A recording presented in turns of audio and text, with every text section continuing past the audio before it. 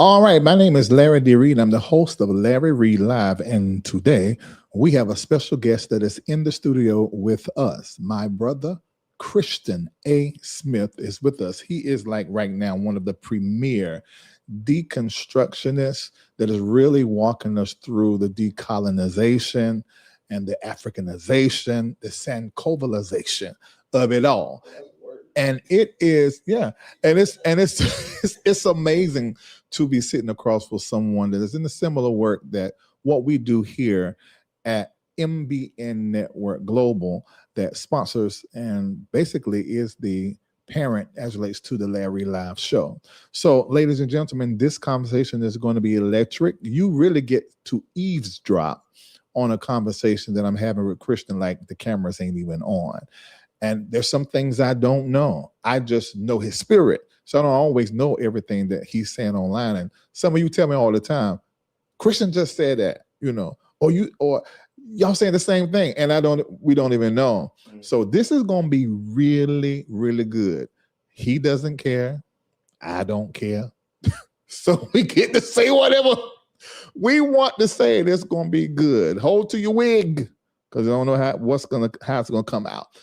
All right, we're about to get started. Take a moment right now. Hit like, hit share. Tell everybody that Larry Live Show is on with Kristian A. Smith. I'll be right back.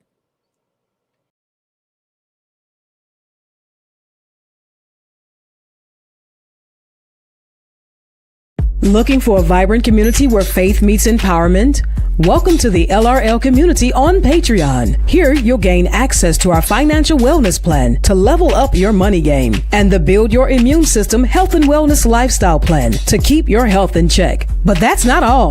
With the groundbreaking AIR project, we're creating jobs in Africa, beginning in Ghana. Plus, you'll unlock insider tips from senior executives across industries. And the best part?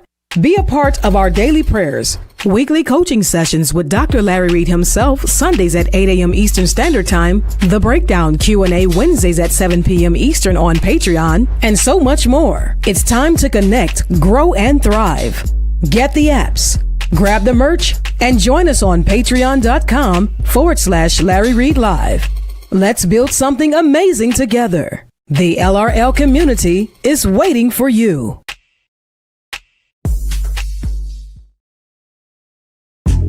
Church Critic by Dr. Larry D. Reid, an examination of the Larry Reid Live Show perspective.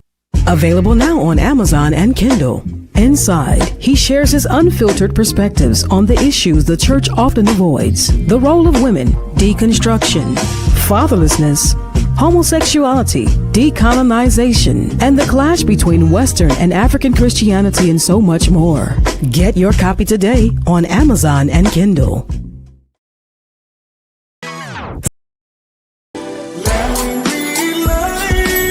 We're about to have a conversation.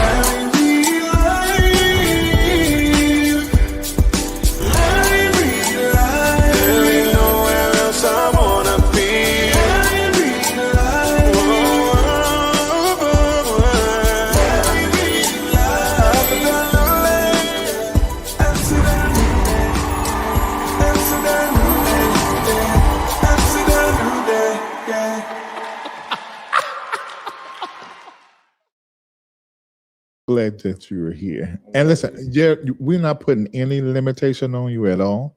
You can cuss, you can fuss, and call names. Oh, we're gonna have a time. Because I was just thinking, I don't need to cuss. You say "darn" all the time. Let me watch my mouth. My sister said it. She said, "Won't you just say the word?" I'm gonna tell you why. Because when you're trying to merge two thoughts, two different type of people together. Yeah. You got some people, I can't stand the cuss word. I will watch if it can't. It's really basically my mama. It's basically my mama. This show, she ain't gonna watch. What you mean? Okay, just pull it closer. Should be closer. Yeah, that's the word. And it's right here.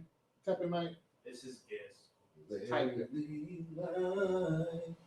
Okay, I just pushed it up. Hold on, it's supposed to be. Now say something. Larry Reid Live. Is it right now? Is that it? Because this thing was better. It was red. It was red. It wasn't even on. Well, there you go. Okay, ladies and gentlemen, I would like you to know that there's a job opening that just came open. It just came open just now. Okay, so the reason why I don't, I try not to cuss on my show, but I cuss in real life. But I try not to cuss on the show just so my mama can, and whoever else that's like my mama that's watching this, let me listen to what they talking about deconstruction. Yeah. Then we cuss. I see that. That's what I mean. Ain't nobody say. You know. Yeah. So that's all it is. And see, what's your background? You Pentecostal? Baptist, but the holiness kind. Holiness kind. They wear hair covers, no makeup, no nothing. I didn't grow up holiness kind of Baptist. I grew up nigga Baptist. Yeah. So my daddy's church was the nigga Baptist. Yeah. They smoke, they drink outside the church. Yeah. But then my mom and them Baptist church, they weren't in the organization. So they hair coverings, no earrings, no makeup. They spoke in tongues, prophesied, cast out demons. But Baptist. Yeah. Y'all can't cuss over there. No. Absolutely not. We can't cuss. No. So I think before we get into the conversation, we need to make some things very clear. Because we're talking in a world that I think a lot of people aren't in every day. Right. And so we sit in this, live this, we're constantly talking to our community. So it's sort of second nature for us. Yeah. Sin. I think we should start off right there, defining what sin is. Now, I'm going to say, y'all already know if you watch the show, you know my definition of sin. But I want to hear what your definition of sin is. So the short answer is sin is harm, and harm is sin. Sin is harm, and harm is sin. Put that in the chat, y'all. Yeah, sin is harm, and harm is sin. Now, how I get there is generally where people cut off. They hear me talk about sin is harm, and then they start arguing against it without hearing where I'm coming from biblically.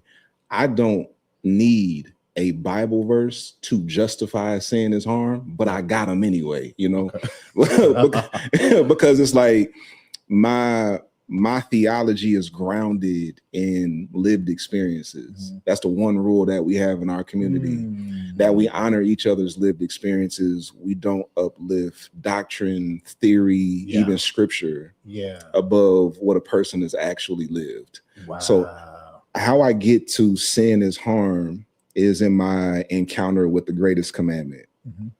Jesus has asked, what's the greatest commandment in all of the law? He says, love God with your heart, soul, mind, and your strength. And the second part is like it or equal to it. Love your neighbor as yourself. And he says, everything in the law and everything in the prophets hinge on these two: love God and love your neighbor as yourself.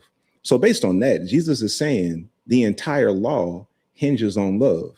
Yeah. So if I start with love, every other definition comes from where I start. So if the greatest commandment in the law is to love, I ask the question, what's the first rule of love? Do no harm. Yeah. If I love you, my commitment is not to harm you. Even if I can't help you, I'm still going to commit to not harm you.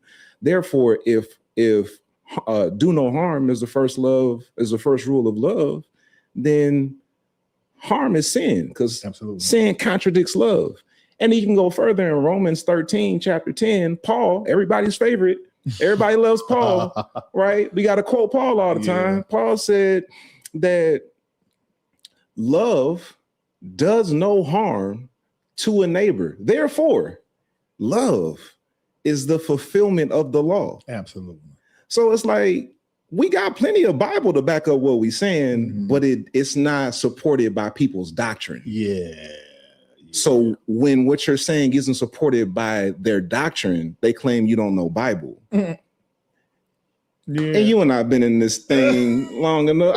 I done forgot more Bible than most of my detractors have ever known. All right.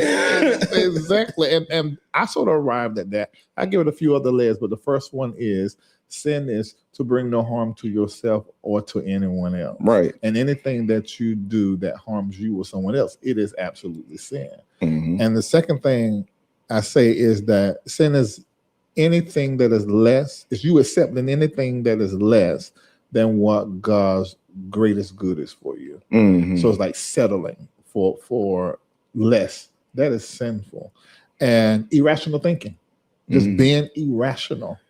That is sin. It always breeds sin away. So that's like the three things I say. But I love all of them. It's hinged on don't bring no harm to you, don't bring no harm to nobody else, you know. Yeah. And I think that's very important. So that brings us to holiness. I have a definition for holiness. I say holiness deals with how you treat each other.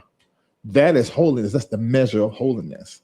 How you treat each other. What you say? The same exact thing. Like we be talking about holiness in all of these ways that have nothing to do with the type of human that we are to people. Okay, I don't know if y'all heard that. Holiness is the type of human you are to someone else. Yeah. And a lot of that is because we've been indoctrinated with a belief system that focuses everything on personal piety, like personal holiness.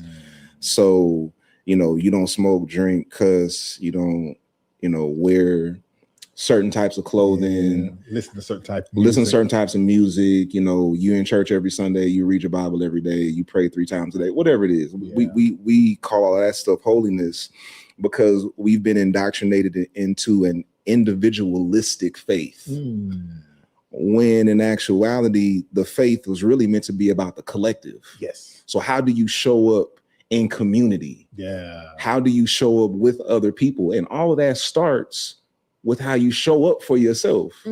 So if you are constantly in a state of denying yourself and sacrificing your own humanity, walking around in constant shame, then you project that onto the people around you. Yeah. And the crazy thing is, folk will have us thinking that's holy. Absolutely. To be stuck up and self-righteous. Yes. And it's the exact opposite of what holiness is supposed to be. Yeah, I know that's a lot for people to hear. I mean, because that's totally different. How we just define sin, how we define holiness in the first 5 minutes of the show. Yeah. We've already killed the sacred cow. You know, and I don't understand why we can't, as a collective, be like, that sounds right. You know, because there how many people we know that are holy that's mean as hell, treat people wrong. You're not holy. Nah, not according to what I believe about holiness. You know, everybody got their right to their own beliefs, but that's not what I believe about holiness. And I think that's another thing that makes a lot of people uncomfortable. They think we all got to believe it the same way. Nope. And when I do my content talking about different beliefs and critiquing different beliefs, I'm not trying to convert anybody. People think, oh, you just trying to make everybody believe like you. No, I'm not. I need people who already know something is wrong to see somebody reinforcing what they already know is wrong, but don't have the language to explain it. So your goal is to get people really, I heard Carlton would say this all the time, to think about what you believe. Exactly. And it's just that simple. Exactly. And once you start thinking about it, you know, you may make some edits and some adjustments, but that my goal, your goal, is to get you to think. You said when you're making content. So I want to be very clear. You are not a content creator. You are a pastor first that is online creating content. Yeah. And I'm a pastor first. I own the title of content creator, but not as like the only way to understand me. Like some people think content creators are just content creators. They do. So if I meet you on this social media platform, then this is all there is to you. And people just assume I just got on the internet and just started talking about stuff that I don't know anything about. Like I'm not educated. Like, you know, I'm not a published author 2 times, you know, and affirmed and confirmed by giants in the theological space. So I entered this space as a pastor, which is why my content functions the way that it does. I'm addressing pastoral issues. But, you know, parasocial relationships on social media is something that a lot of people are trying to get used to. So they just make all types of assumptions off of a 90-second clip. Yes, they do. So many assumptions. Yeah. And they try to say we do that, but that's not true. If we take a 30-second clip or 2-minute clip from Tiffany Montgomery or from Jackie Hill Perry or from what's some of these other people that's out here talking strong doctrine and sending everybody to hell. Oh, you know, Philip Anthony Mitchell. Oh, God. Yeah. You know, I hate to see that black man doing that. But anyway, whenever we talk about that, they're saying, well, you got to hear all of what they said. No, we've been doing this longer than these people. So we know the world is coming out of. We're very clear about it. Yeah. It's like we've been in this for a long time and then studied it at a really high level. So as a theologian, my job is to think theologically. Like I think about theology throughout the day, theological implications. I have studied the theological tree that these people spawn from. So I understand what's underneath the surface level statement that they're telling you. And I'm trying to help you understand what's underneath the surface level statement. But unlearning is an act of will. Unlearning is an act of will. If you're not willing to engage in the process, nothing I say will matter. And that's the reason why, let me ask you this, is that the reason why we're not going to see you on a debate panel? Absolutely. Yeah. I'm interested in reasoning with people. Like, you and I don't agree about everything, but we can reason together. Yeah. Right. I want to find the stuff we don't agree about. I want to find that.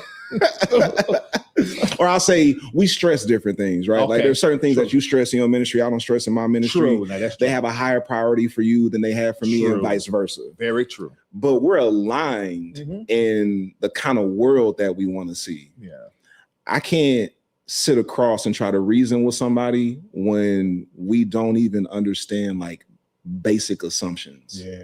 Like we're not even operating from the same premise, because dealing with Christian apologists, they're trying to argue from a premise I don't even agree with.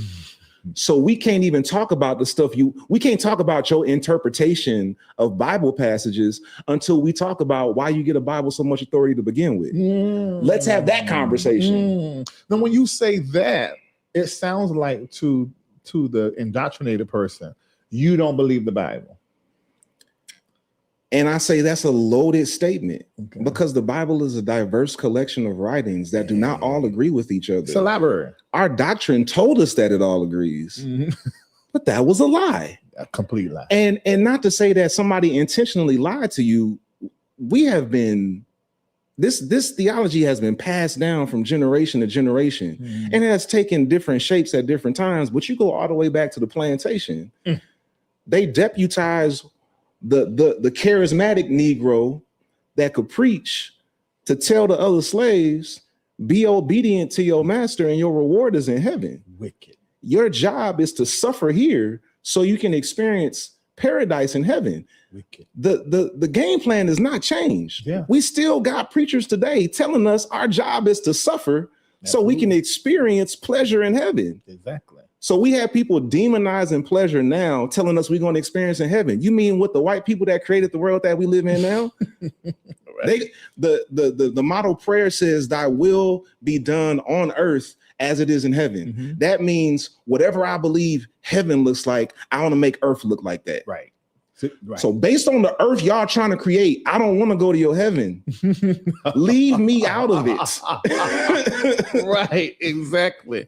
Man, and I find it very interesting when people take statements like the Bible is not all it's cracked up to be, as far as what we're told, and then they take that and then try to demonize a deconstructionist, a theologian like yourself. How would you describe what the Bible is then? If it's not written by God in the sense that Spirit came to a physical form and wrote it, how would you say, what is the Bible?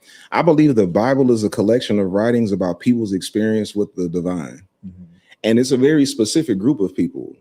So the people who are a part of the creation and curation of the Bible come from specific cultures, right? So for Black people who find our origins on the western shores of Africa, we were not a part of the writing. of these passages, right? So we gotta hold that intention, that historical reality. We were not a part of that. Yet and still, that doesn't mean that God wasn't present in this, right? Because I do believe that God is everywhere all the time, and different people are having different experiences. They're creating different language for their understanding of God and understanding of the divine. So I believe the Bible is a collection of these writings about people's experiences with the divine.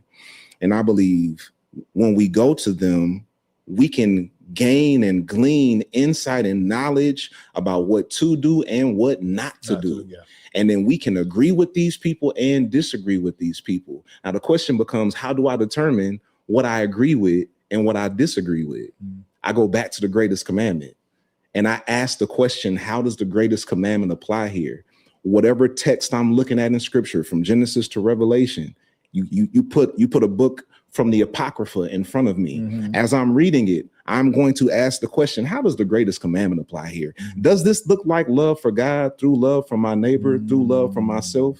Is this passage, is this command very loving? Is this something that I should implement into my life based on the greatest commandment? And I didn't just pull that out my ass. Jesus said that. Right? We're supposed to follow Jesus. And he said, because people always say, well, you know, sin is transgressing God's law. Well, which one? But Kristian, that's interesting, because really what I hear you saying, that you're using how we open the show, the definition of sin and holiness. You're using that and love. You're using it as a measure. That's the lens you're looking through when you're going through the Bible. I think that is good. If you can look and read your Bible with that in mind, and also with the understanding that you're not supposed to take that Bible literally, I think you end up okay. And then you can apply it to other parts of your life.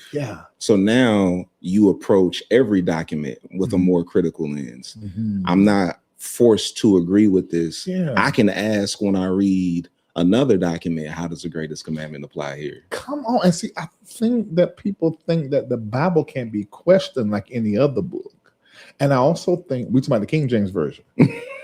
Make sure I can establish that. We talking about the King James Version. It's the King James Version that is like that is God.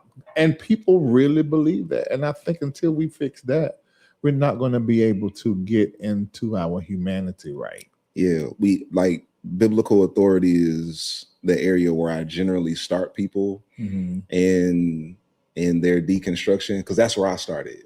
I had to grapple with what I was taught about the Bible, because I was taught that, you know, you don't question it, it's always right. And I was taught that before I ever read it. So so when I read it, I went to it with the premise that it's always right.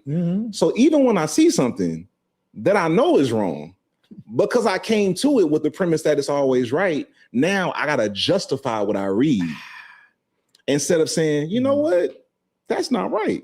Because that's genocide. So when did you start doing that? What age or what part in your life? How long ago was that? Seminary.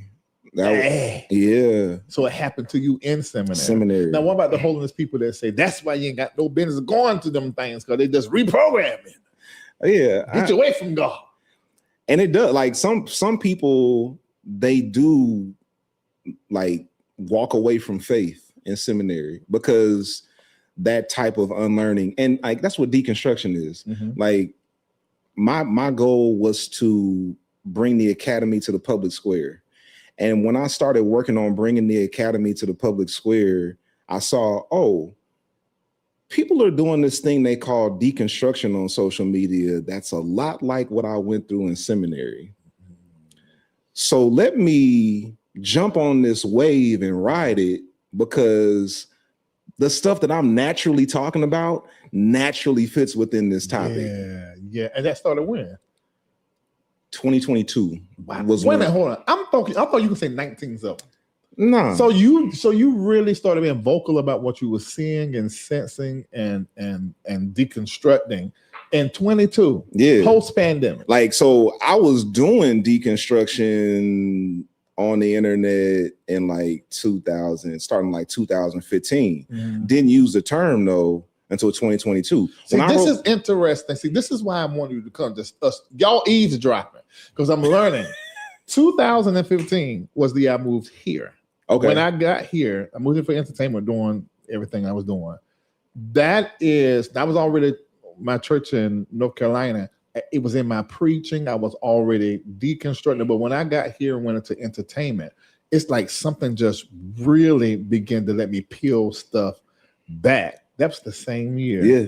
And then it was in 2022 where it's like I took it to another level. At the end of the year, going into 2023 was the year that Carlton passed. Yeah. And he was in my ear saying, do it. Go. Say it. Do it. Just don't change nothing. Do it just the way they say you ain't supposed to do it. So that's interesting how that we were sort of on the same journey without even knowing each other. For real. Wow. And that period with Bishop Pearson is like very profound as well. Like he had an influence on both of us. Yeah, it was necessary. Mm-hmm. And you tell me what you think. But when I met him, I didn't know it then, but looking back, like, I had to meet him for the work that I'm doing so that we can get that baton passed to us, the part that belonged to us.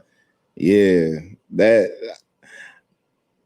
whole period was very interesting for me, because I've had struggles with trying to connect with mentors. And sometimes, like, it just doesn't work out. And then I've had like a number of mentors pass away. Yeah, that's right. So when I met him, I was like, yes, like he gets me immediate connection. Like the first night I met him, it was like he kind of like blessed me, like anointed me, like, okay, the work will continue. Yes. He said that on his deathbed. I still haven't played it. He said that we were his confirmation that he could let go. That hurt me so bad. He said it to me the first night I met him. You see? The first night that is the most haunting statement anybody has ever made to me. He said, I just met this man that very night. And he said, Kristian, if I don't wake up in the morning, I can go in peace knowing that you exist. Yeah. And I was like, wait, man, we just met. Yeah. Like we got time. We got to do things together. What do you mean? Yeah. It was like he knew when he met me, he wasn't going to be here much longer. He knew it. Wow. That is wild. And he said it to me. And D.E. Pope, you met him. Yeah. There's a few other people. And I can see it on your face because I know the feeling. Oh, God. And I know what it is. And I felt like, tell me if you felt this way. I felt like, God, I didn't have enough time. I didn't get enough time. That was the most painful part. Yes. That was the most painful part. I remember I told him like a couple months after we met, I said, Bishop, one day my ministry is going to make music. Because we already tried before, just didn't have the resources and didn't have everything in place. I said, but one day when we do make an album, I want to do another recording of Precious Memories with you. And he just kind of, he felt like he was done. He was done. He felt like he was done. And I didn't take it personally, like he didn't want to do it with me. I know it's not because he didn't want to do it with me, because he was just like, he was so like loving and embrace. Like he would text me and ask me questions and tell me stuff and encourage me and challenge me and affirm me. Read the text? Yeah. I do the same thing. So when he responded like that, I was like, it won't you. Because he did me the same way. I know. He felt like his gift to sing was gone. That's crazy. I said, what? That's crazy. I was sitting beside him in church. I'm like, it's not gone. He said, no, I don't have it no more. I said, you come to the studio and we done a single. All he had to do was just, drop it down. He just dropped the key a little bit. He'll be fine. Black folk, we got to sing high all the time. We the church folk, black church folk, everything got to be high. Bishop just changed that key. That is true. Listen, we got to sing it high and hard. I will change that key in a heartbeat, bruh. I remember one time, I used to lead worship over at House of Hope with E. Dewey Smith. Now he's a thinker. Yes, absolutely. He's a thinker. And we there was some song we were singing, and I changed the key, and Daryl Freeman was the MD, and Daryl was like, "Hey, man, you can't do that on songs like this. The song was too complex." And he was like, "I mean, we gonna figure it out, but yeah, man, this is too much." I was like, "Oh, my bad," because I wasn't singing in this original key. I'm not doing it. The black church took my throat. Listen. They took it and said, "This is ours now." They still got it. I still ain't got that. Yeah, I got somebody else's throat. I retired. I retired from singing high. Okay? So let me say, we are. First of all, if you watching, I need this. My camera, right? Which one am I at? This one or this one? Okay, this is the wide shot. I need for you to take a moment and hit like and share and tell everybody that Kristian A. Smith is on the Larry Live show, and they need to come and watch the conversation that we're having. Okay, so baby girl, you enjoying this? Okay, good. That's my oldest daughter. Oh yeah. Yeah. You can't look at her face and tell it. I ain't even know that. I love it. Yeah, she come here running stuff. Poor Kendall. I love it. She looking. That Kendall's have been a blessing to me. Great, but I have to play with him all the time. But my daughter, this day thing, the young generation. Oh yeah. She came in just like that and learned it. Okay, so you made a mention of, I want to know how you deal with this, because I'm pro-black, especially black women with businesses, black men with businesses that are in leadership, leading blacks. So you mentioned Philip Anthony Mitchell. Philip Anthony Mitchell, I want to say Jackie Hill Perry, Tiffany Montgomery. Am I leaving somebody out that's like always going viral for something they said and to be off the wall? Travis Green is another one. Yeah. So how do you find it difficult for me? Because I don't want to say nothing all the time because they black. But they're more harmful, I think, than white privileged fundamental. It's like they're more harmful to us than the white people that are filled with whiteness. That is the legacy of the plantation preacher. Yeah, it's the same blueprint. Black people not gonna listen to white people the same way we listen to black people, right? In mass, right? Now we subconsciously seek white approval. Absolutely. That's definitely laying beneath the surface. But if you want to get our attention with rhetoric, it's going to be more effective if you put a black person in front of us. And that black person can be preaching the exact same theology that enslaved us.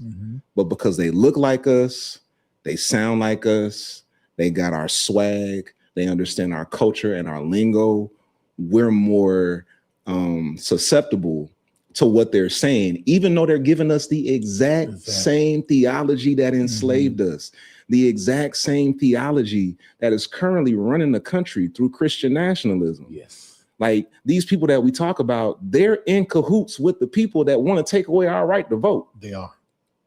So we have to be mindful about the voices that we listen to, because people are being propped up to keep us pacified. I believe that. So let me ask you this. Do you think they know they are doing that and it's not good?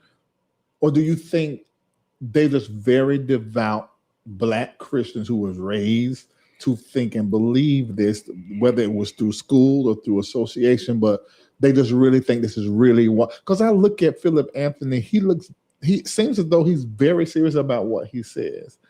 And Tiffany, I know her personally. I think she really thinks what she's saying is helping. I'm not saying these people do not help people, but we're talking about as relates to the future of our black in this country. And both of them said something about idolizing black. And did Jackie say that? I ain't heard her say it, but I don't know if she said that. I don't recall Jackie saying that. Yeah, I'm like, what are y'all saying? What? So in order to be with Jesus, I have to forget my color. Yeah. I'm not understanding that. Do you think they know what they're doing? It's funny how the same Christians that changed Jesus's race to white are telling us race doesn't matter. Like, cause y'all changed him to white. If it didn't matter, why you changed? Why y'all changed him if it didn't matter? Yeah. Y'all changed him because you know what it means to see a divine figure that looks like you. Mm-hmm. And then you impose that figure on us. Mm-hmm. And now you have these people who you ask me, do I think they know or they don't know? I think it's a mixed bag. Okay. And I'm not sure who knows and who doesn't know. But I can't separate them based on their intent because they all have the same impact. Okay.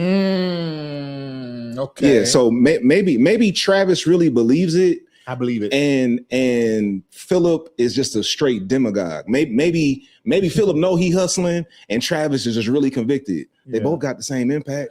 Now I believe Travis really believe it. Philip, I don't know. And I'm going to say this, but God knows I'm not trying to start no fight or no internet beef, but I just got to keep it real. I don't think he know the Lord. And I'm using their language because I only say Lord. You know, I don't think he know the Lord. I don't think so. I don't see light. I don't see light. You know how the old saints used to say that when you get filled with the Holy Ghost, that light, I see the light on your face, I see the light on her, but I don't see the light on this. It ain't got nothing to do with how dark he is. I'm dark. Yeah. But I don't see a man of God, a spiritual person that has been filled. I can't imagine him speaking in tongues. I can't imagine him prophesying. I can't imagine him on his face praying for the Lord and visited by an angel or casting out demons. I don't see none of that. So it's like, I wouldn't listen to him. No way, because I don't even see light. But people see charisma. I don't see that. Oh, it's there. I don't see charisma that. And conviction will pull people in. So they must don't know no talented people. I don't even see it. I don't see it like that. Also, there's the messages that went out are the ones that are most well funded. So we also are dealing with powers beyond our connection. People tell me all the time, because of my ability to turn the phrase, that if I decided I wanted to go the fundamentalist route, wealth will be laid up for me. So much money. Laid up, right? So so my entire platform, all of the followers, all of the views, everything completely organic. Not one ad dollar has been put behind. Wow. Maybe I dibbled and dabbled with $100 back in the day, but it's all organic. If you were to put a marketing budget behind my organic content, crazy. You know how crazy that would go? Crazy. Because these platforms, they determine how much they're going to distribute. Absolutely. Like the algorithm is like a faucet. And they can determine how much they want to distribute of your content. And I've had Meta before be like, hey, you're making great content. We're going to distribute a little bit more. Yep. And then like the next day, everything was going viral. Yep, same for me. So if you put money behind it, it can go further. And the beauty of how the platforms work, if you have organic content that is already resonating, when you put money behind it, it doesn't feel staged because it's already functioning organically. And maybe that's what I'm saying that's why I'm saying what I'm saying, because of what it don't feel authentic. And I don't see any, I don't get it. You speak well. I don't know. And I know somebody can say Larry just hating. I'm not even that dude. I love propping up our people. But I'm like, I don't get it. He said they drove from Canada to come down here, you fuss. I mean, what the hell? I don't understand. And these white boys coming in their hands up, we're gonna give this white man a whole lot of money. You know what? I don't get it. And I be trying to get it. Tiffany, I understand. Tiffany feels prophetic. She feels profound. I get Tiffany. Now see, here's where we disagree. It is. Okay. Because when I watch Tiffany, it just feels batshit crazy. That's all I get. It's like, what are we doing here? Well, I feel like he wanting to fight me. love Jesus. I'm like, okay, what did you say? It worked for DMX. Yeah, you know. You know what I'm saying? Yeah. Yeah, I mean, I don't subscribe to either of them because with both of them, it's the theology. Yes. Like, so I don't try to pick apart a person's charisma, talent, all of that stuff. I'm looking at the theological foundation of what they're saying and how that will impact the people they're talking to and the people in my sphere of influence. I don't talk about people who don't have influence in the same space that I'm in. Yeah, that's true now. Right? I don't talk about folks. Yeah. I don't introduce my core audience to people. I talk about these people because they're coming up for my audience, and my audience is like, hey, you know, my DMs are always going, can you talk about this? Have you seen this? Can you talk about this? I'm confused about this. All of these people, the theology is the issue for me. I guess I'll be looking because in media and in the whole music and acting thing, I be looking for the thing that people are being drawn to, and I just don't see it. Passion, man. The passion and passion, and conviction. Yeah, I see the passion and the conviction. Yeah, absolutely. Okay, all right. That was Jackie Hill Perry, she speaks well. Yes, she speaks well, which is why and she fine. Yeah, she very attractive woman. Very attractive. She fine. Yeah, absolutely. Very, very articulate poet. She's a poet. Absolutely. Right. She's a poet. She really is. Legit. That's how she got started. I ain't know that. You just told me something I ain't know. Yeah. Well, then that makes sense. Because she give you that artisticness and all of that. Yeah. I'm gonna tell you, when I first heard about her, I shared her like 2 times because she said something I never heard any leader, preacher, and teacher say. She said, she basically was saying that the Holy Ghost don't come into your life and make you straight. And I thought that was so necessary to be said. Now I didn't see all the other stuff she was saying. You got to see the context. I done shared it twice. That second time I shared it, somebody said, Larry, you need to go look at the rest of what she said. I said, what she done said? Look at that. She say she ain't gave no more, then fine. I mean, it's fine, she ain't gave no more. Because I feel like if you can be delivered of gay, you won't never gay. Right. You won't never gay. So I was saying, she said she delivered gay. Maybe she always liked pink. So she just found a Preston, I think his name is. They found pink. Preston got nice pink. She let sit down the punch. So I said, thank the Lord. That's really good. But then when she said some other stuff, I said, now wait a minute. I said, what white dollars behind this woman? Boom. She's sitting here with a whole circle of white women. She's the only black person there talking. I said, she about to say some bullshit. And sure enough, I said, now, wow. Yeah. She's still fine. But it's just so unfortunate. Yeah. And she's such a polarizing figure because of how effective she is. Like, your visceral response to Philip Anthony Mitchell, a lot of people have that response because he's so over the top. Yeah. And so in your face and extra. And like, when you can look through that, it's like, he ain't even really talking about nothing. Yeah. But with Jackie, she's very poised. She's poetic. She's articulate. She stays very cool, calm, and collected.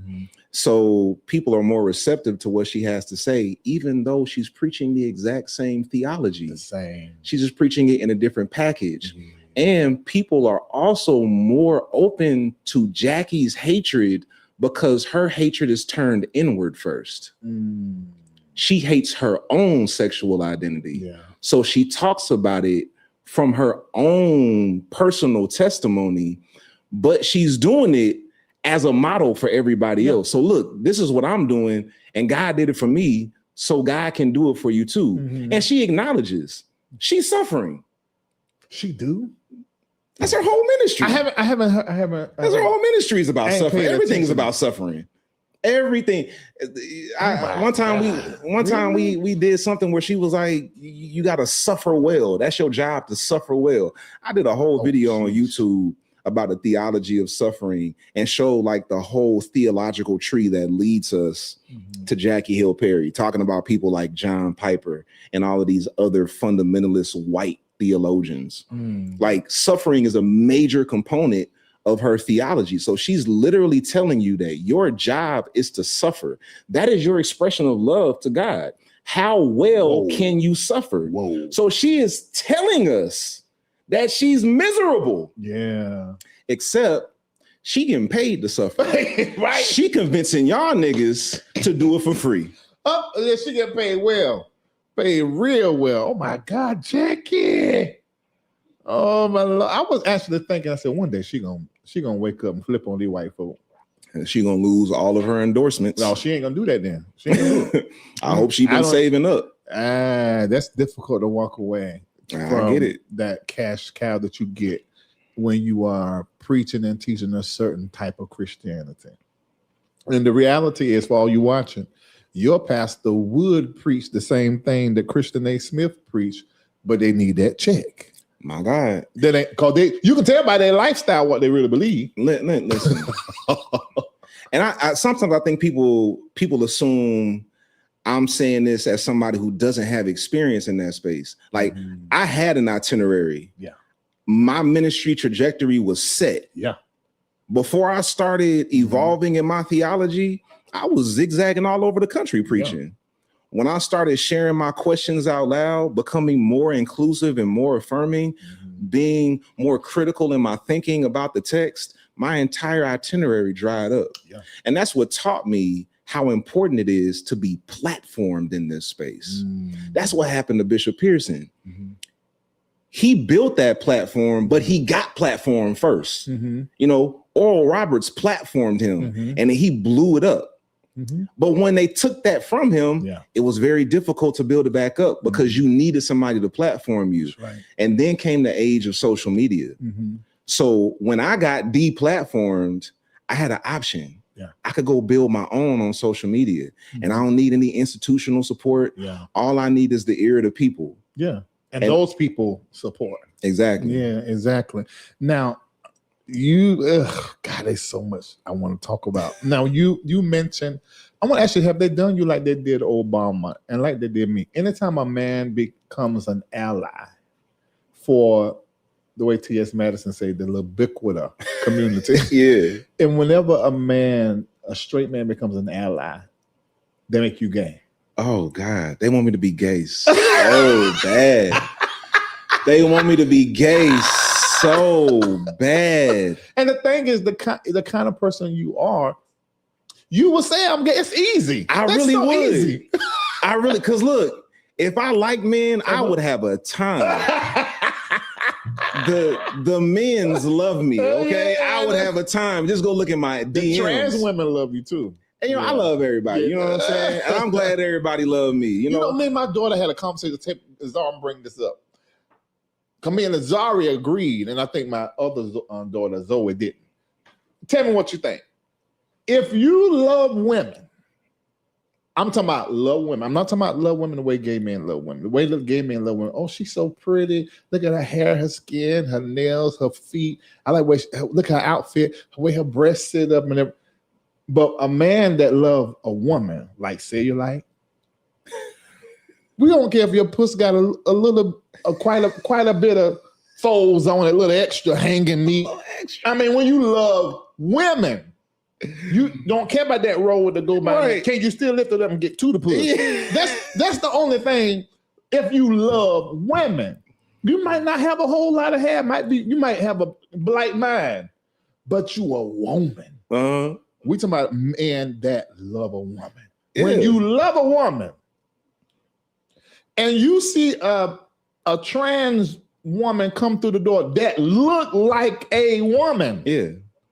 I'm talking about for real. I ain't talking about them ones that they're walking around in drag to put on wigs. They just look strange. They look not that. I got you. Yeah. We talking about a true trans woman that look like a woman. Yeah. When we see that, we're like, oh, she fine. Yeah. She could come by talk, as long as her voice ain't down there like that. We would think, oh, she fine, you know? Yeah. If you like women and you see a trans woman, you're gonna be attracted to her. Yeah. Cause like why is that a problem? Because transphobia is so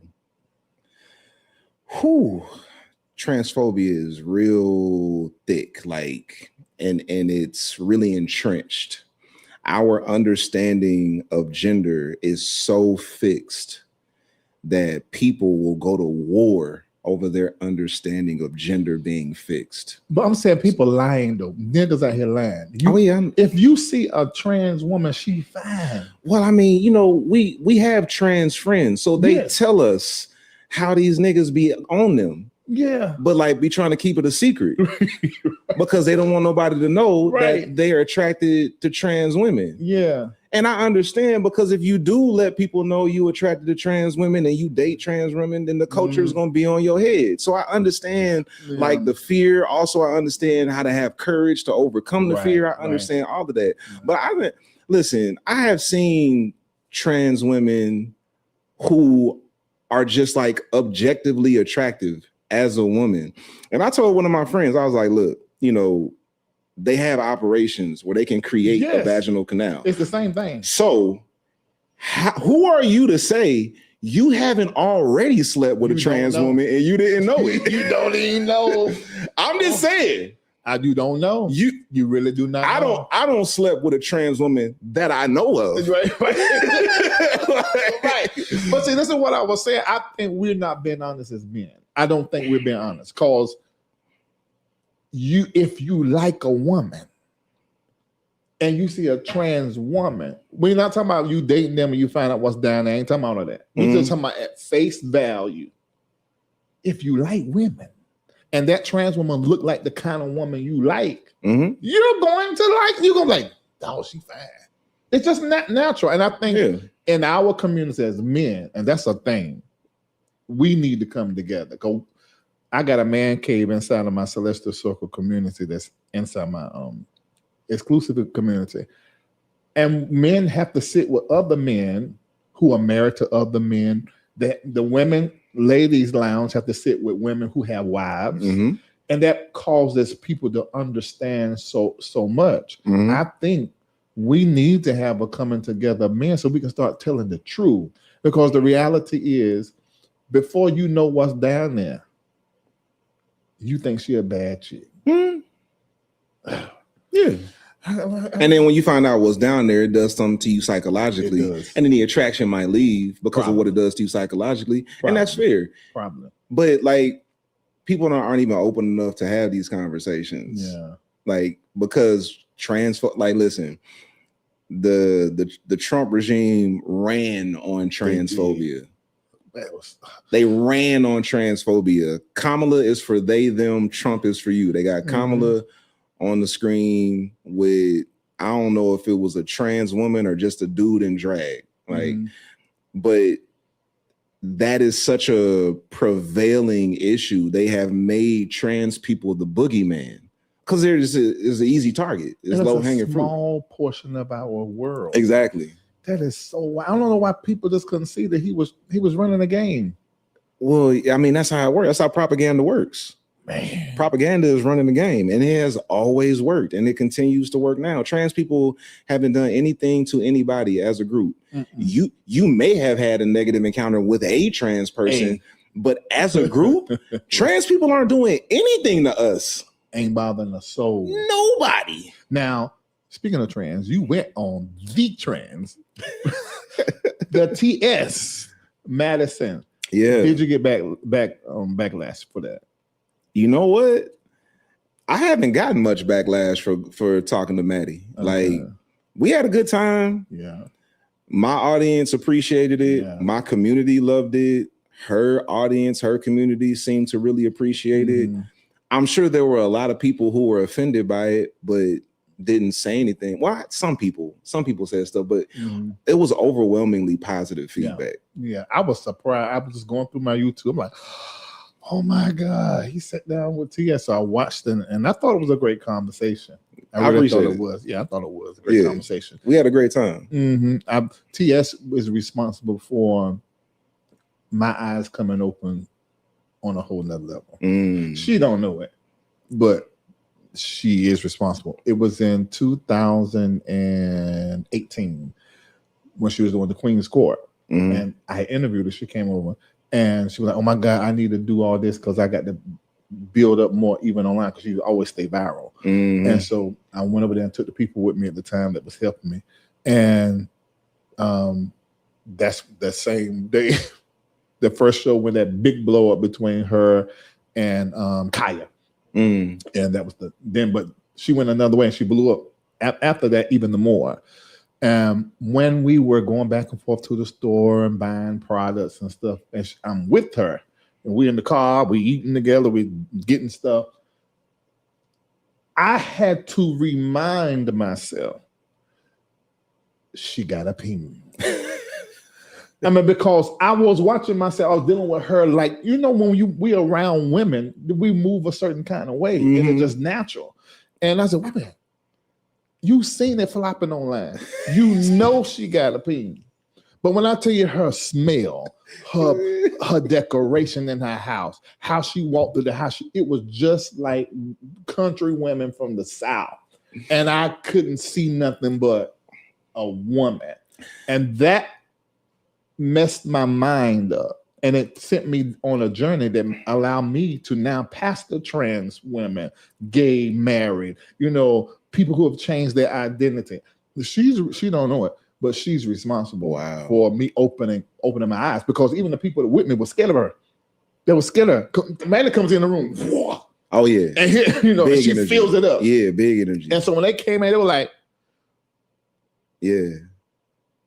She already trans, and then she come in with all of this. Yeah. And it was a lot for everybody. But I was the one, she piqued my curiosity. I saw a lot. Maddie, and I'm gonna say something that people are they're gonna kill me for. T.S. Madison, in the church world, she will be a prophetess. Yeah.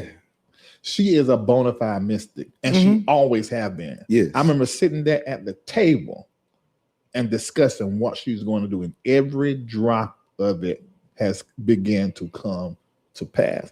So seeing you there, and then seeing her and Collective, I met you as well, I said, man, there's a new sound that is coming in our culture, and these talking heads like yourself are totally changing how we thinking. The Black church has missed out on so many opportunities because of its queer phobia. It's missed out on so many powerful voices because of its commitment to queer phobia. James Baldwin was a preacher. Absolutely. A thinker. But the Black church can't claim him because they rejected him because of who he is. Yeah. Like T.S. Madison is a prophetess, but because the church would not accept her, they can't claim her. Duran Bernard is a pastor. Absolutely. But we got a Duran Bernard fan in here. Yeah. Absolutely. But the church will not accept Duran as he is. So it misses out on his gift and the blessing that he could be to the body of Christ, because we're so committed to queer phobia. That evangelical call that is on Billy Porter. Yes. So and we're just not clear on how the gifts look outside of our doctrine. Yes. And what we've been taught. We don't recognize apostles like Oprah and Tyler Perry. We don't recognize these gifts. And that's an age-old issue, even when you go back to scripture. When we look at the story of Paul and Silas, where they encounter the slave girl, and the text says she has a spirit of divination. She's really a prophetess in the church context, because the text says she made her slave owners a lot of money. Yes. She could only make them a lot of money if she was accurate. She wanted to buy them. That means she was good. She was fundraising. Right? She had a real gift. Yeah. And her gift was being exploited by her enslavers. Yeah. And Paul couldn't recognize the gift in her because she wasn't doing it in a context that he understood. So when he saw her as a slave girl being exploited by her enslavers, he didn't look on her with compassion. He looked on her with aggravation. Yes. And the text says he called the spirit out of her. Yeah. And I actually, when I read that, I actually think he didn't so much call the spirit out of her. I think he killed the spirit in her. So then she could not function anymore because she was telling everybody, like, yo, these are the guys. They know the way. They got the message. And then he rebuked her. Exactly. And it said that she couldn't do fortune telling anymore. She couldn't prophesy anymore, basically, which then raises the question, what happened to the slave girl in the story? Because we never hear from her again. And we got a bunch of slave girl stories in the church. Ooh. People who have gifts that the church doesn't recognize, or their gift is tied to an identity that the church condemns. Yes. And we got slave girls running all over the place because the church killed the spirit in them instead of having compassion and nourishing the spirit in them. Yeah. Wow. That is crazy. So I'm trying to move on to the next thing because we get caught up. So do you differentiate between the Christianity, now both of them are state religions, the Christianity that was practiced in Africa and still today in Ethiopia practice, from the Western European Christianity that took over the world? Absolutely. Okay. Yeah. Ethiopian Orthodox Christianity is drastically different in function from evangelical Christianity, to the extent that in Ethiopia, you have an Ethiopian Orthodox church and you have an evangelical church. Yes. They both function within Ethiopia and they function totally different. Yeah. Right. So that question has come up. I told you I did that interview with Otis Moss. This is what we talked about in that interview. Love Otis. Love him. About how people love to say, well, Christianity was in Africa first. It was in Ethiopia. Yeah, but the theology practiced by the Ethiopian Orthodox Church is not like the theology practiced by the empire that was transported down to the western shores of Africa, that was imposed upon us. Yeah. So you can say Christianity was in Africa by name, but we got to dig beneath the surface and understand the theology, because it's not just Christianity, it's Christianities. There are multiple expressions of Christianity. There are multiple theological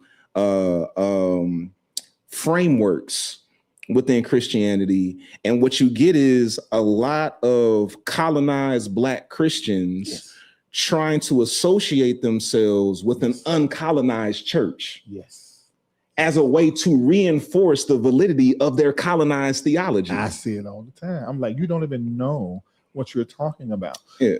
And a few things happen when in that conversation, because you get people doing exactly what you said. Then you get people who are saying, okay, throw away your King James Bible, get your Ethiopian Bible, and then you do the same literalism with the older Bible. I'm saying you don't get it. Yeah. I mean, you gotta understand, Christianity was made a state religion first in Africa, but that don't mean that version is, for lack of better words, what we should be practicing. I do think that we should explore comparison between the two, because there's certain things they demonize me for, the ancestors, numerology, astrology. Well, see, that's okay in some of those older ways of practicing Christianity. Yeah. But in this church and King James Version of the Bible thumpers, no ancestors. All your ancestors are demons.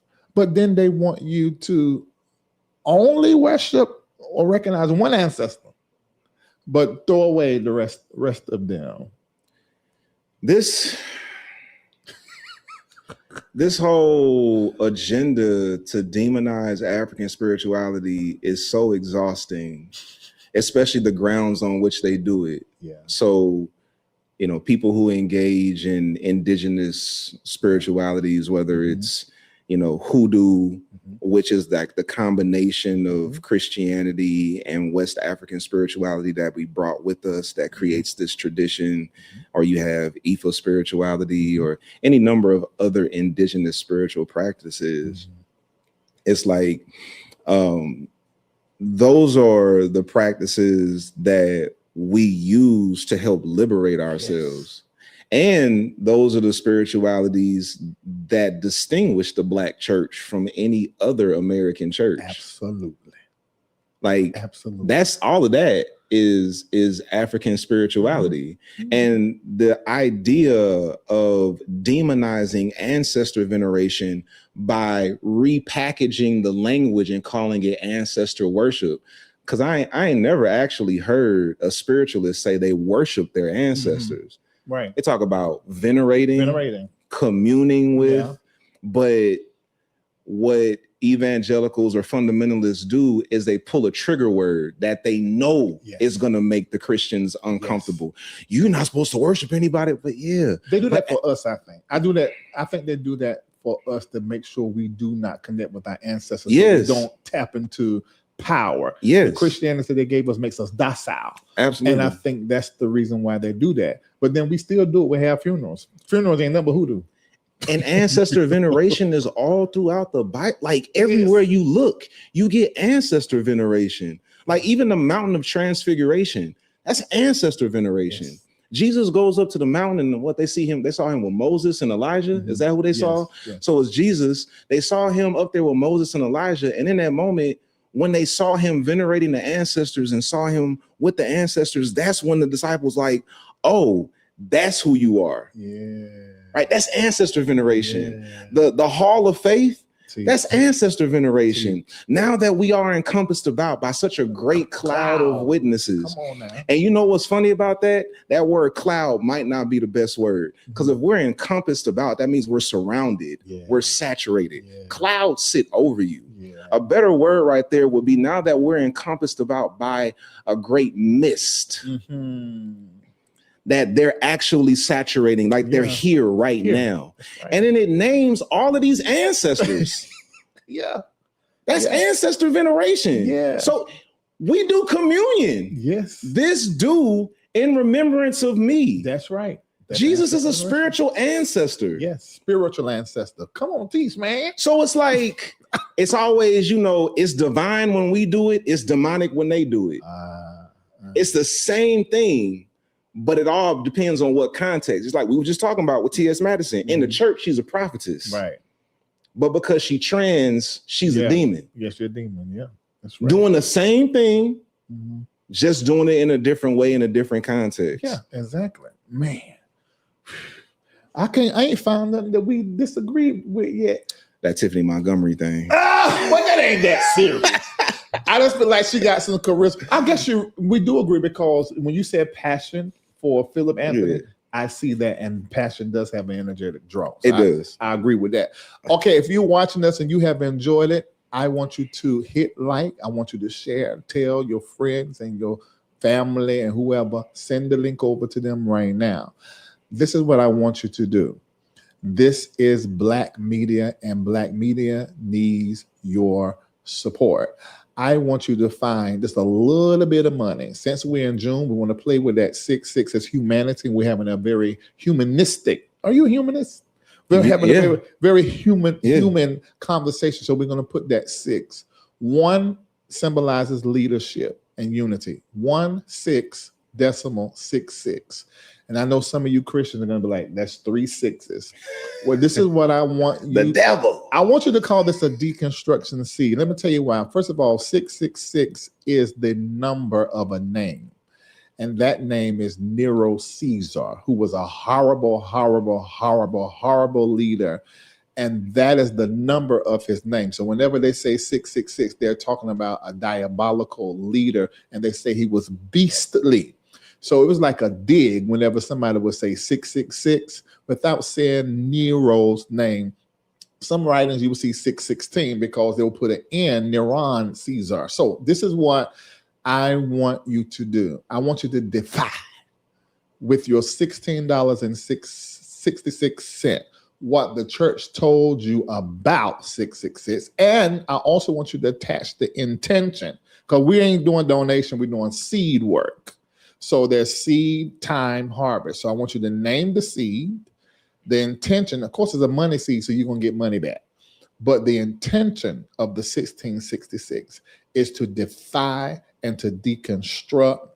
And I want you to put your attention towards the White House, because 666 is talking about diabolical leadership. And we have a demon in the White House who has all of these other imps around him called our administration. So I want you to sow intentionally. You're going to get money back because it's the law of reciprocity, seed, time, and harvest. But that ain't what I want you to do it for primarily. I want you to do it so that as a community, we intentionally give a gut punch, deconstruction seed, and we're going to do this collectively. There's a link that's going to be in the chat. We want you to use link or Zelle. I'll put it up right now. I'm not in front of my laptop. So just the one that just says MBN Network Global.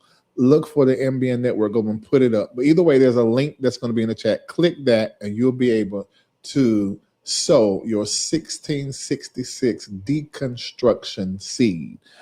That's $16.66. The link is in the chat. And the way you can send the Zelle is donations at mbnnetworkglobal.org. So I need all of the people that are the moderators that I know. Put the link in there. It's a link you click and you fill out. I want you to click that link and do that right now to support Black media. And that $16.66, we're also using it to help you. We're using it. We're going to take it from you to help us help what we're doing in Ghana. We have so many things that are happening in Ghana. We're hiring people in Ghana, bringing them up above the scratch line. I want you to look at this video just so you can see. What is it? It is in there. Lord have no, it's in the thing. You in the Larry Live thing? Go to the MBN Network. I tried to do that, but put up a whole nother image during the show. Oh my God. Hold on for a minute, y'all. We're gonna Live media. We this live Yes. media. We didn't do this right. I didn't give the stuff to Nancy like I needed to. So now excuse me. No, so you now fine. you got some big feet. I know. Ladies, he has big feet. Big He got some big feet. You know what they say? Chill out. What you say, baby? You say it's a mess? It's a myth, is what She said it's a myth. Tell the truth. I don't even want to think about how she knew it. Well, that is my daughter. Lord. That is your daughter. So yeah, we probably should stop that conversation right there. All right. Oh my God. It's about to get a little bit too deep in the bit. Way too much. Way too much. Oh my God. I can't take it. When they grow up like that, man, it do something to you. That's what happens. It really does something to you. My dad used to say, just keep getting up in the morning, Bubba. Just keep getting up in the morning. Okay, so let me see if I can find this right now for you. Oh my God. Let me see. Okay. I found it. Let me load it so that you can. What do you mean? It's in there. Yes, it is. Do you see that right there? Hold on, that's the wrong one. This is the. Oh, that's the old one. Okay, the mail ain't right. The mail in ain't right. So yeah, we done mucked up tonight. Let me delete that. Y'all to give a little bit of time, but put the link in there. You can be doing the $16.66 right now. Hold on for a minute. Let me get everything right because this is a whole mess. I ain't even got my stuff together. Let me see. Oh, I got that in there now. So now right ones is in there now. Okay, y'all watch this. Man, the video still ain't loaded. Okay, but we're gonna look at this one so you know what to do when you hit the link. Pay attention. Giving to the MBN Network Global just got so much easier. You now have two simple options. You can either click the giving link provided in the chat, or you can go directly to mbnnetworkglobal.org. Once you're on the website, select the Stripe giving option. From there, you'll enter your information as shown on screen. When you get to the seed name selection, you'll select where you would like for your seed to go. You can choose from Seed, Tithe, Teruma, Project AIR, or a donation to the Celestial Circle. Next, you will select the preferred payment method. You can now give by card, Apple Pay, Carlana, or Affirm. You will also see additional options including Amazon Pay, Afterpay, Zip, crypto, or a bank transfer. Once all of the information has been entered, simply click Donate. Now, In the event that you need to make a change to the amount that you have given, select Change Amount and adjust your donation before hitting Submit. As always, we're here to assist, so if you have any additional questions, please reach out to us.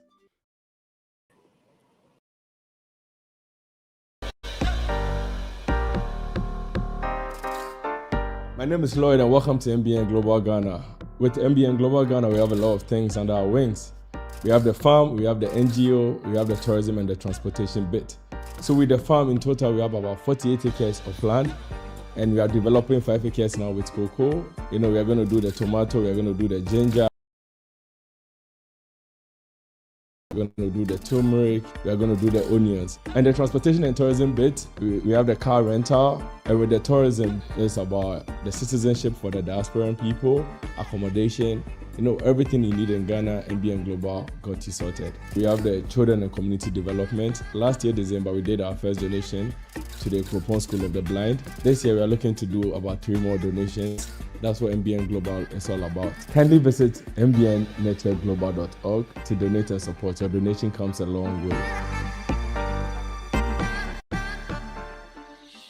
All right. Thank you so much for tuning in and watching and your donations. We see your donations, $16.66. If you are watching, click the link and support us on tonight. I have Kristian A. Smith that is with me. The conversation has been electric, but we're coming to the end of it. We're going to do this again because you don't stay too far, do you? Yeah. Oh, yeah. We can do this again easy. Yeah. Okay. So what we're going to do now, because we were supposed to play Jackie Hill Perry's response, because let me tell you what happened. Well, you already know what happened. What happened was this Happy Pride Month was being posted online, and people were being funny, and I thought it was funny. Me too. Okay, good. Because see, I've done this like 5 years ago on Larry Live. I posted, I think, with Don McClurkin, and I said Happy Pride. But it was just a little jokey. And some people are upset at the joke. You know why? Why? Because they think being called gay is an insult.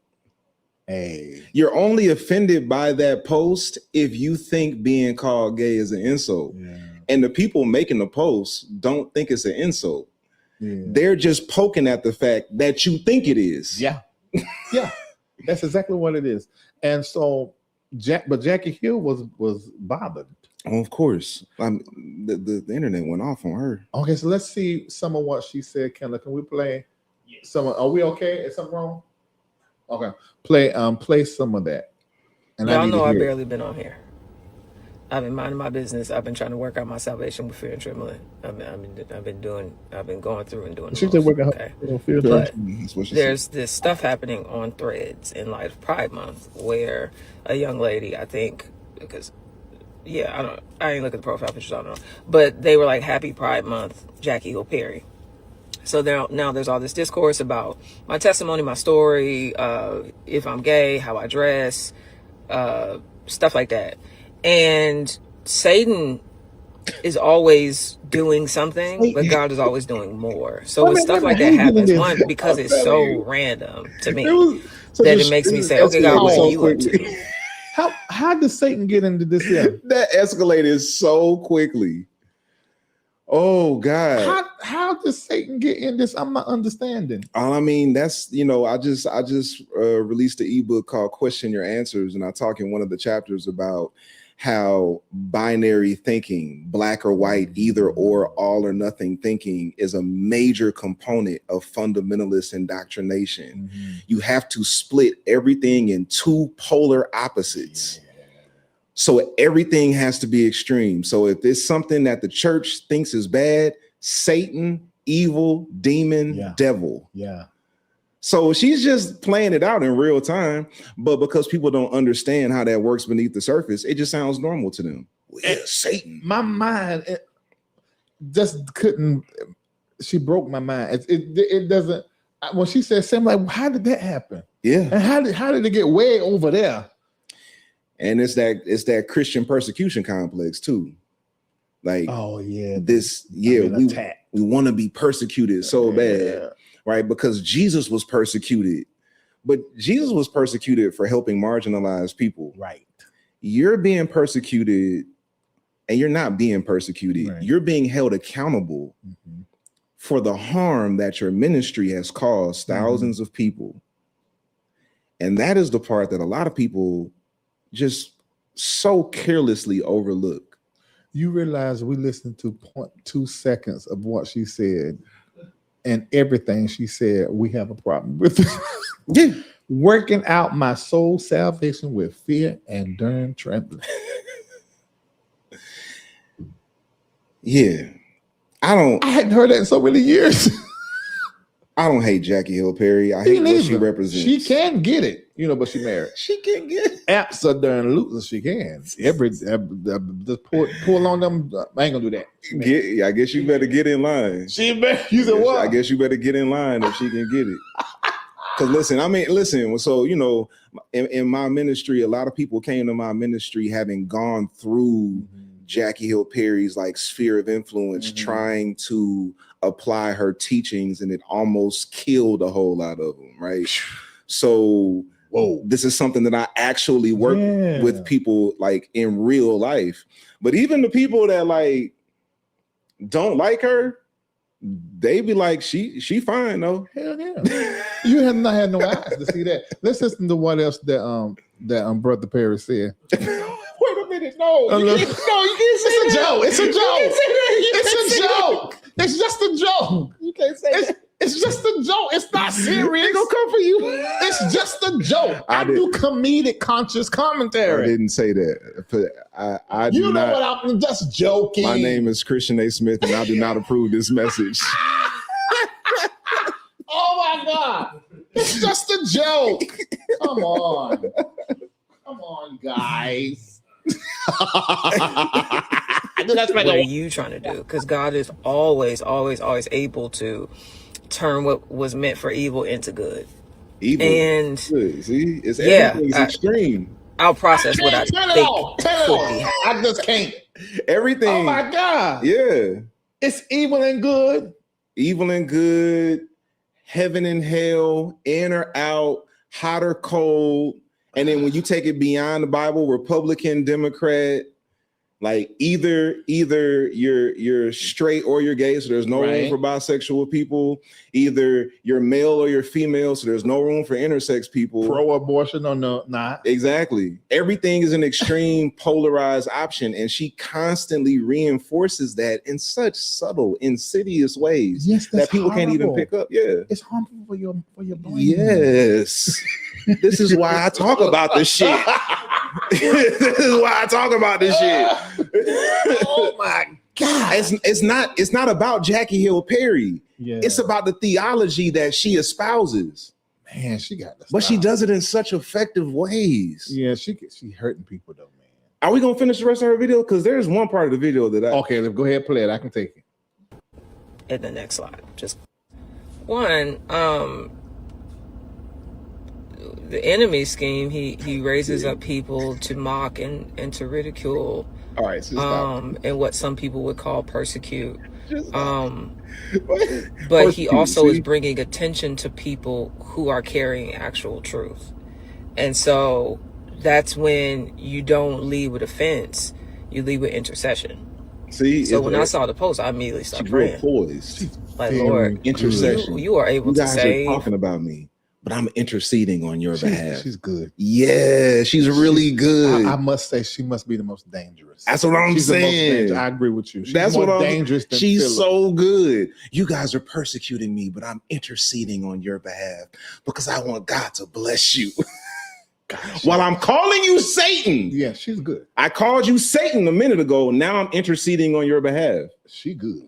And there's a part of that video I heard, like one of my mutuals on social media did a response to that video. And there's a part of the video where she says, she's talking about how like God can change you. And this is her testimony that God changed her. And she says that, people struggle saying they can't actually like apply the stuff she's trying to teach them. And she's like, but I'm trying to tell you, that's what God does. God changes your desires. And then she says, that doesn't mean you want to experience the temptations. Well, wait a minute, Jackie. You can only be tempted by stuff that you desire. That's right.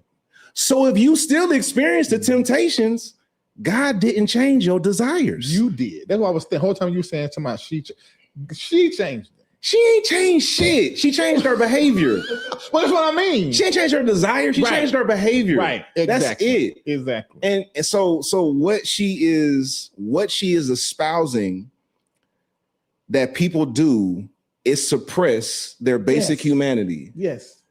Everybody can't do that. And those of us who at any point in our lives have had to suppress our humanity, we can speak firsthand how miserable that is. But you got people like what's that T. Renee Glenn that is still she says that she's a virgin. I don't know if you know who that is. No. But she's sort of fluffy and she don't wear no makeup. She got long hair and she always doing like this. Get up off of me. I ain't scared of y'all. Come on and give them a praise. I mean, she's like the old school church bishop women that really was board actors. But that's what she is too. But she got that sound of like the old church mothers. And I watched it. She said she had 50-something. First of all, I thought she ever been in her late 60s because she don't wear no makeup. Nothing. She put this a splash of makeup, take 10 years off. Yeah. 10 pounds, take another 10 years off. But I don't know if it's the truth, but that's what she said. She said she a virgin. Oh. I would have to do a test. I don't quite believe it.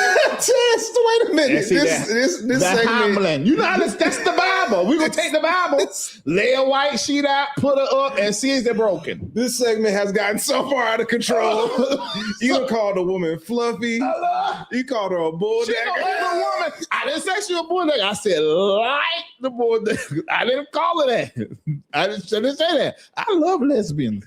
I absolutely love lesbians. Lesbians are the best. I am undone. No, but I'm honestly. She said that T. Renee Glenn, she claims that she ain't never did nothing like that. God bless her. I mean, if that's your journey, and she happy about it. And look, if you are, that's cool. I'm not knocking anybody's personal journey. Like people think when we talk about these public figures that we're attacking somebody's personal story. That's what they are propping up their personal story as a model for everybody else. So when they're doing that, it's like, okay, they're opening up their personal story to the public, which means they're opening it up for public scrutiny. Absolutely. You don't get to put something out in the public and then get mad when the public has a response. Right. Yeah, and in my scrutinizations, I sense and feel that's a lie. Scrutinization. Something been in there. And I don't know what it is.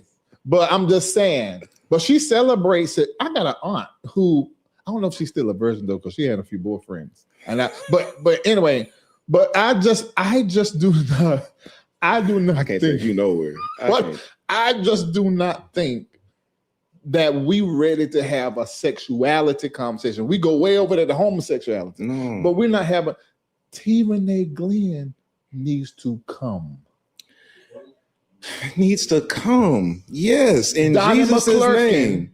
Needs to come. But he's pressing down his sexuality. It just happened to be homosexuality, but he's pressing down his sexuality, trying to fit it in what someone told him the Bible said concerning it, then research his darn self. And people will get mad that we're talking about this like Donnie hasn't said this himself on public platforms. Yeah, he said it. That's what we know. Yeah. It's like, I don't understand how people can think folk can get out and make public statements and then we should just talk about it privately.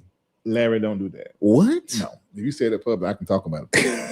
It's as simple as that. And sexuality needs to be a conversation that we have. Last month at the Faith Community was Let's Talk About Sex Month. We talked about sexual ethics the entire month of May.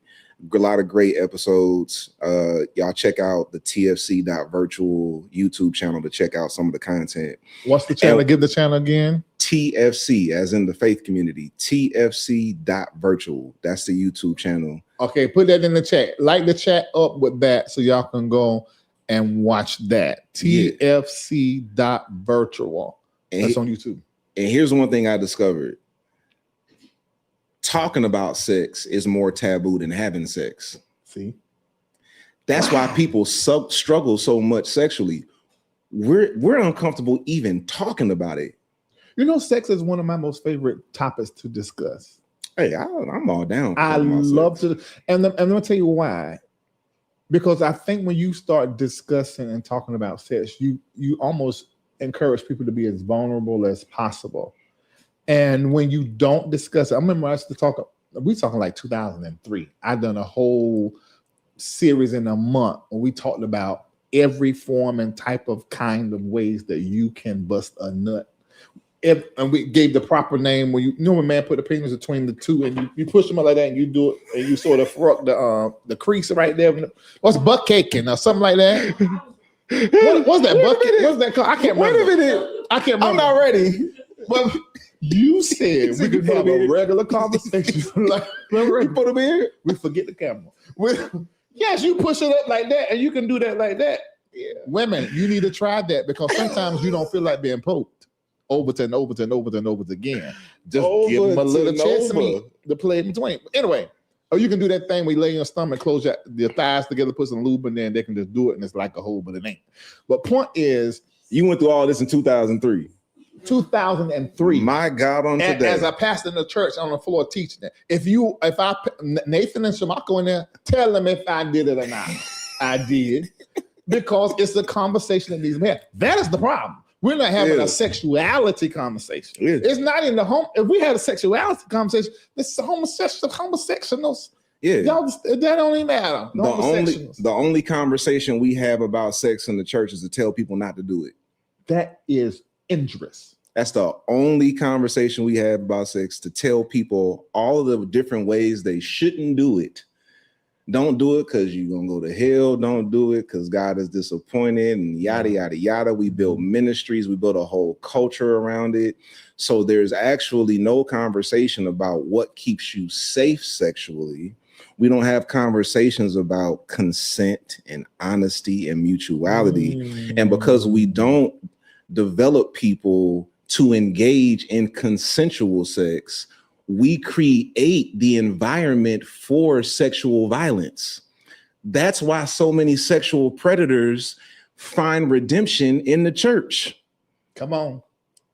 Because the church ain't gonna hold them accountable either. Mm-mm. They just go, look at it, they came to Christ. Yeah. Another soul has come to Christ. They rededicated their life to Christ, but they still a piece of shit. Yeah, right. And everybody is fricking. Everybody. We just don't know how they're doing it. And when you don't have that conversation, there's no safety. No safety. And that is so wrong. Yes. God, it's so wrong. And you know, I love the church, but darn, we have fucked up a lot of people's lives. Yeah. And everybody ain't not as fortunate as me and you to go into that book and Spirit began to let us see some things and we grow from the book. Mm-hmm. That's not every Black American's testimony from the South. They died because of the book, unhappy, not realizing their dreams, never finding their voice and their identity, never exploring. See, sexuality, let me tell you, they tell us not to do it, but then sexualize us in the worship, in the preaching, at the altar, the laying on hands. All of that is sensuality. Mm-hmm. And we lead the church wide open high. Mm-hmm.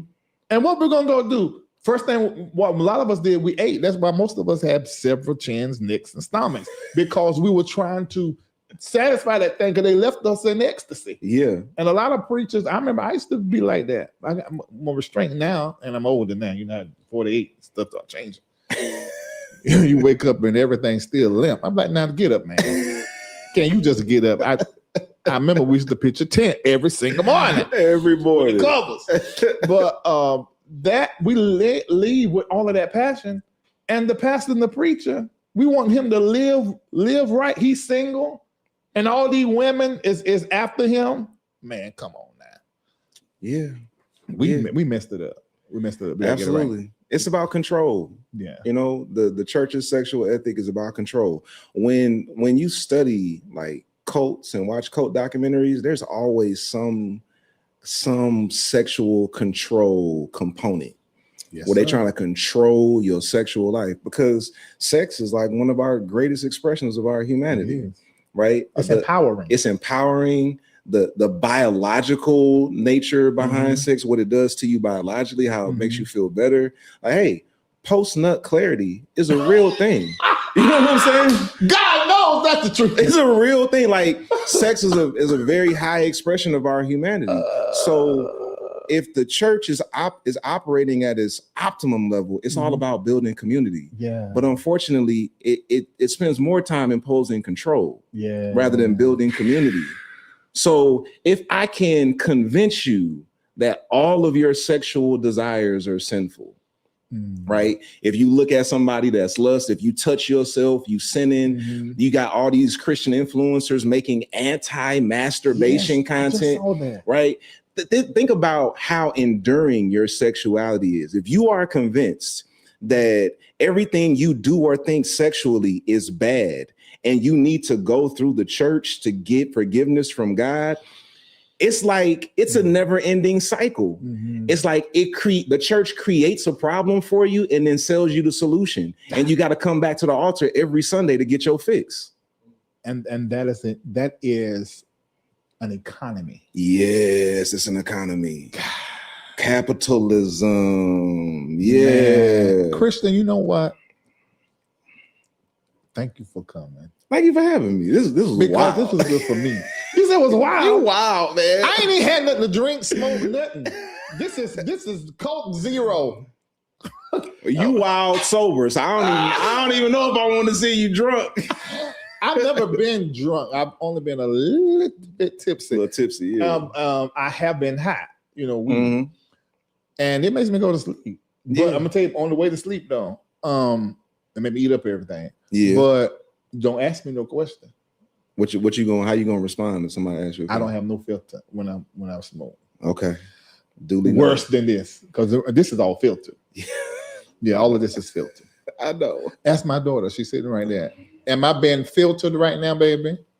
Yes, I'm being filtered. And it's hard for people to understand that until they meet my mother. Yeah. They're like, oh, okay, all right, we understand. The whole house, we discuss everything open out in front of everybody. Yeah. Ladies and gentlemen, I know you have enjoyed Kristian A. Smith. We could go on and on, but it just makes sense to stop because we're going to do it again. I don't know whenever Kristian can. It'd be great for him to come over here and have that conversation. Whatever the conversation is, there's so much keep happening in our world. Always. And we're always hitting it. You should have, if you want to be smarter, you need to follow Kristian A. Smith. If you want to hear, if you're an LRL and you can't listen to a whole lot of folk, because everybody's talking this bull, Kristian is one of those people you can. Listen to him. Deconstruction happens over a period of time. This is something that's been tied to your psyche and to your belief system neurologically. You've been reprogrammed, and listening to somebody like Kristian actually creates new neural pathways so you have new thoughts, and divine neuroplasticity happens, and before you know it, you have rewired your entire being, and you're this great, amazing new creature in Christ consciousness. All right, so that just blessed me. Oh, I appreciate, like, man, I ain't never heard nobody say nothing like that about me. Like, wow, it's true. I really appreciate that. That's absolutely true. That's very affirming. That's what happens when you begin to talk. Thank you. I'm pretty sure some of you was listening and it began to just and have those moments. Those are new neurological pathways, and repetition changes the psychological condition. So you just need to listen to it over and over and over and over and over, play them over and over and over. Yeah. And before you know it, you're in a whole nother place. Wow. That's how that thing works. Tell us how we can follow you on all social media. Tell them so they can know. Yeah, so if you're on YouTube, we already mentioned TFC.virtual. Yeah. TFC.virtual on YouTube. That's our YouTube channel. Also, I am on Instagram, Facebook, Threads, TikTok at the Kristian A. Smith. My name starts with a K. So it's Kristian, just Kristian with a K, the Kristian A. Smith across platforms. And We got a little Patreon too. We do a few things over there like Larry. So, you know, if you got a little money left over from subscribing to Larry, don't take the offering away from Larry Reid. But if you got a little extra, we on Patreon at TFC Virtual on Patreon. We have a and now if you in Larry's audience, you need to stay with Larry's live stream on Wednesdays. You can watch our replay because we actually live stream at the same time, but you can watch our replay. Okay, listen, there's some people that actually want to give you a cash app. So what's your cash app? Larry, so I thought about this when I sat down because I know you always look to bless us. And I was like, last time I didn't have my business account set up and people were trying to send me stuff. Is it possible that they send it to you and then you just send it all to me? Yeah, I can do that. Yeah. If y'all want to bless me, send it to wherever Larry tell y'all to send it to. Okay, but let me tell you where to send it because you can't send it to MBN Network Global because they ain't gonna get it. Send it to my personal cash app. Then I can just forward it. Okay. Your cash app. All right. Hold on. You have a cash app, right? Yeah. Okay. Yeah. But you know, last time y'all broke my cash app. Yeah, but we ain't got a whole lot of people here this time, but they can still end up breaking it though. They were still. So you send it to me, and then I send you a Zelle. Bet. That's better. Okay. Bet. But when you send $ Larry, when you send it to me, make sure you put in the memo. Just put K. Then I know where to send it. Otherwise, You gonna keep it? I'm going to keep it. I'm just going to tell you right now. I got bills I got to pay too. Yeah. Them bills come fast. Too, Quick. Oh, there's not 30 days in the month no more. There's 21. 21 days in the month. It's time to pay everything all over there again. Make sure you put in the memo, you guys, that you wanted to go directly to Kristian. I want to thank those of you. I see. I can't. Many of you have decided to support us tonight. Thank you so much for that. I see 1666, 1666, 1666 every darn where. Thank you so very much for your deconstruction seed. Now, we laughed and cut up a little bit, only because I love conversation. And off camera, when you get me in a conversation like this, this is so fulfilling for me. I love a conversation. I can't. So I just get excited, and you see me get high, and so I start doing the jokes. So thank you so much for coming, because this was great. That's one of the things I miss about some of my relationships I don't have anymore. One, like my mentor, we could go from something, my former mentor, we can go from deep to the sexual stuff, to the mystical stuff, to the talking about what's happening in the culture, and somebody else been to some preacher, and then go back deep and then end in prophecy. Yeah. You know, I mean, it was all of that. So I don't have a lot of that anymore. And what my communities I do, but not outside. You're outside. So this was great. And my best friend is watching, and he said tonight was great. So, and look, when our oldest member, Mother Simmons, 82 years old, she said this was good, baby. Yes. Remarkable. That means we did something good. Alicia says great combo. Glow says great combo. All right. We're getting a whole lot of people that saying they really enjoyed.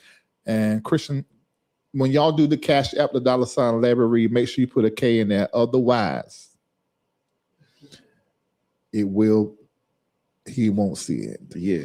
So make sure you it will not come to me. It won't. And he letting y'all know right now. So you know. Yeah, I keep it real. He won't be getting it.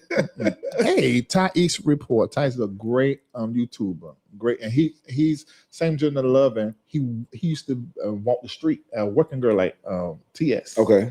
And now he has a platform, and he's consistently taking the people into some activism in the same gender loving community. Nice. He's real funny too. Yeah. Oh, that's my baby, Joy. She said it was delicious. Delicious. Yeah, she's an apostle too, but she's an amazing mind. Somebody said this will be a great first Monday series. My mind. Oh, we got to see how much he costs. Hey, Crystal, baby. We got to see how much it costs. If it ain't too high, we're trying to make that happen. See, this look Pharaoh. Look at Pharaoh right here. This is another one. Pharaoh, let me tell you this. I know you can take a joke. Pharaoh's a trans male in our community, has a wife, beautiful baby, everything. Amazing person. Well, he came across my TikTok the other day. What's your TikTok, Pharaoh, so everybody can go? God knows he look like Tim Bay. Who? You remember Tim? Y'all remember Tim Bay? From what? How you spell Bay? Timbae. BAE. Tim Bay is hilarious. It's like a huge social media influencer. But when I seen that, I said, "Oh my God, he looks like." I said, "That look like Farrell." Because Farrell and Tim Bay came right across my TikTok. At the same time. Okay, I recognize him. Yeah. I am Coach Farrell. Okay, yeah. Somebody said Tim Bay is fine. Yeah. Yeah, Tim Bay is real funny. Okay, y'all. Let me go. And Ty's going live in a little bit. The conscious come in the chat. Okay. Oh, okay. All right. We're out. And make sure everybody go look at my watch my listen to Ibukun. Ibukun is the Yoruba word for blessing. And so I made it a song and gave it to them people over there in gospel and see what they're gonna do with it. And but I've done a lyric video using nothing but AI. I sit down and talk myself how I created myself. I created dancers, an African scene, everything. It was hard as hell. But it's on YouTube. I'm gonna say something to you. Yeah. It's hard as hell, but it was great for me to take the time and learn how to do something like that. Because the future is we don't know how things will be looking in the future. Tell me about it. It is crazy. Technology is moving at the speed of light. It really is. We gotta catch up. Okay, you guys, we're about to go screenshot this we put up because this basically was our conversation all night long. Deconstruction is the intentional process of pulling apart the systems, teachings, traditions, beliefs, ideologies, doctrines, programming, conditioning, and inherited narratives that shape your thinking so you can examine what is true, what is manipulation, what is fear-based, what is colonized, what is cultural, what is divine, and what is simply man-made. Screenshot that. I don't care if you don't put my name to it, just use it as the definition for deconstruction when you're teaching, just so we can get our community on the same page because we is corrupt up in the dome piece. Okay. All right. See you guys later. I am going to invite him back. I see what y'all saying. It's saying invite him back. Invite him back. I shall. See you later. Good night. God bless. Larry Reid line.